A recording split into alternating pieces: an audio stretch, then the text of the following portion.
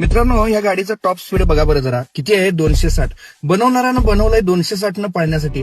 परंतु मित्रांनो, तुम्ही याला सिटीमध्ये 50 स्पीडच्या वर पळवला आणि हायवेवर 120च्या वर पळवला तर तुमच्यावर दंड पडला जातोय. ह्याचा अर्थ पोटेन्शियल तर पूर्ण आहे, परंतु काही गोष्टी याला रोखतात टॉप स्पीडला जाताना.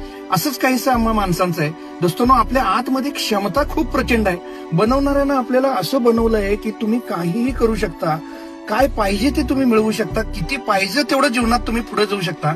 परंतु प्रश्न एकाच गोष्टीचा आहे की समाजच आपला आजूबाजूला असा आहे, जसं कोणी आपला स्पीड वाढवलं लगेचच त्याच्यावर दंड पडतोय. त्याच्या बोलण्यानं, त्याच्या वागण्यानं, तो अंतरून बघून पाय पसरा, अशा काही जुन्या म्हणी. असं भरपूर जण तुमच्यावर चलन फाडायला उत्सुक आहेत. असं चलन फाडणाऱ्या लोकांपासून सावध राहा. कायम सकारात्मक आणि पॉझिटिव्ह लोकांच्याच संपर्कात राहा. या विश्वात आणि ब्रह्मांडात जी एक प्रचंड शक्ती, ऊर्जा आणि सामर्थ्य आहे ते तुमच्या आमच्या सर्वांमध्ये आहे आणि तुम्ही अक्षरशः काही म्हणजे काहीही करू शकता. तुमचं सामर्थ्य ओळखा.